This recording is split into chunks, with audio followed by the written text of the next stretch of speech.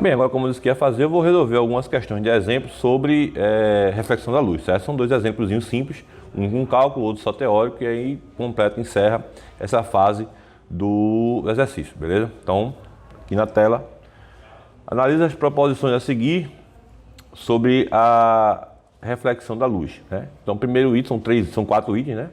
O fenômeno da reflexão ocorre quando a luz incide sobre uma superfície e retorna ao meio.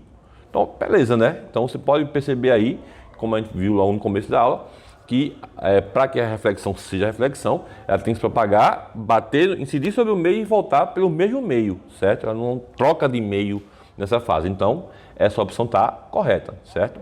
Então, aqui, ok. Com um ok meio estranho, né? Quando ocorre reflexão difusa, a imagem formada é bastante nítida. Opa! Quando tem isso aqui difusa, significa que a imagem não será nítida, beleza? Normalmente a reflexão difusa acontece quando os raios, embora eu não tenha falado isso nessa aula de hoje, ela acontece quando os raios incidentes saem espalhados, que é o que acontece normalmente, né? Então, quando eu tenho reflexão difusa, a imagem formada, o reflexo da imagem formada realmente é embaçado, ele não é muito nítido, vamos dizer assim. Item 3, na reflexão regular dos raios de luz.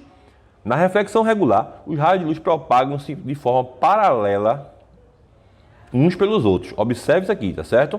Ele está dizendo aqui para mim que é a reflexão regular, certo? Aquela que acontece em cima de um meio, sobre um meio perfeitamente liso, tá certo? Então, os raios de luz propagam-se de forma paralela, certo? Ok, aqui uns sobre os outros.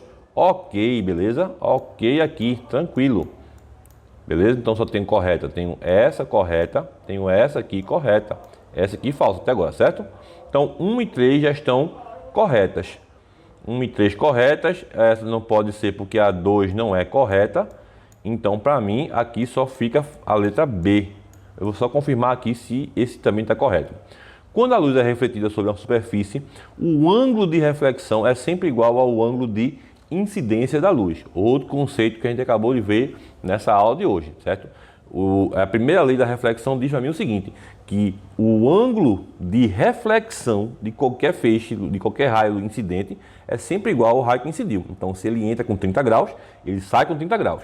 Se ele entra com 60 graus, ele vai sair com 60 graus. É a primeira lei da reflexão. A próxima questão, eu vou falar um pouquinho sobre a primeira lei. Diz que os raios de incidência e de reflexão e normal estão no mesmo plano, são coplanares. E a segunda lei, que é a próxima dessa agora que eu vou fazer, ela diz que os raios de incidência e de reflexão são iguais, né? Se ela entra com 30, ela sai com 30. Vamos para a próxima questão.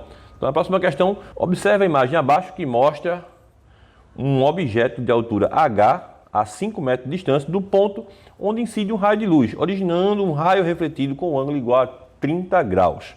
Determine a altura H desse objeto dado tangente de 60 igual a raiz de 3. Então é uma questão de geometria, semelhança entre triângulos e propriedade dos ângulos também, certo? Então vamos observar o que a gente tem, certo? Deixa eu colocar aqui o ponteiro. Beleza? Aqui eu tenho um ângulo de 30 graus. Observe que aqui eu tenho a reta tangente, né? Ou seja, o objeto onde vai sofrer a reflexão. Aqui eu tenho o feixe de entrada, a setinha mostrando para cá. Aqui eu tenho o feixe de saída. E esse feixe de saída junto à reta normal está marcando um ângulo de 30 graus, tá certo? Então, como diz a segunda lei, o raio, né? Que aqui está sendo o raio reflexivo, o raio de reflexão, formando aqui um ângulo de 30 graus, vai me dar origem, obviamente, como eles são iguais, a um raio incidente também de 30 graus, certo? A lei diz que os raios têm que ser iguais, os ângulos, né? Os ângulos de reflexão e incidência são iguais, beleza? Aí agora é que eu chamo a atenção para a parte geométrica da história. Esse ângulo aqui entre a reta normal e o ponto de incidência, ou a reta tangente, como queira chamar, forma um ângulo de 90 graus. Então, posso dizer que esse ângulo que falta para cá, se esse ângulo é de 90, aqui eu tenho 30, esse ângulo vai ser de 60 graus.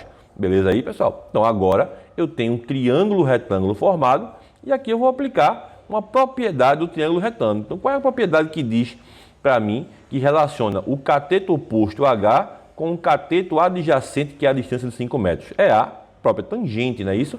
Então se a tangente aqui de 60, eu vou aplicar aqui, ó, tangente de 60 é igual ao cateto oposto dividido pelo cateto adjacente, que é esse aqui de baixo. O cateto oposto é o H, que é a altura, não é isso? E o cateto adjacente é o que está adjacente, próximo, né, ao ângulo de 60. Oposto é o que está oposto ao ângulo, adjacente é o que está próximo ao ângulo, certo? Então aqui, ó, quem é a tangente de 60? Raiz de 3, né? Então tangente de 60 vai ficar igual a H sobre 5, H oposto sobre 5, que é a distância, e raiz de 3, que é a adjacência, né? Isso, o valor da tangente de 60, perdão, aqui é o valor da tangente de 60, vai ser igual a H sobre 5. Passando o 5 multiplicando para o lado do raiz de 3, ficamos com a seguinte situação. 5 vezes raiz de 3, passei multiplicando, ó, 5 para cá, para o lado do raiz de 3. Então 5 raiz de 3 é igual a H, arrumando direitinho, H é igual, ou a altura se quiser, é igual a 5 raiz de 3, fazendo raiz de 3 aproximadamente 1,73, 1,73, eu vou ter aí aproximadamente 8,5 metros, como mostra aqui na imagem. Então foi isso, esses foram os dois exercícios que eu tinha para mostrar a vocês, uma das aplicações gerais da lei da reflexão, abordando primeiro a lei da reflexão, inclusive, e a segunda mais aplicada à segunda lei da reflexão. Próxima aula, a gente vai começar espelhos, tá certo, pessoal? Então, valeu aí, fica na próxima aula. Até a próxima aula.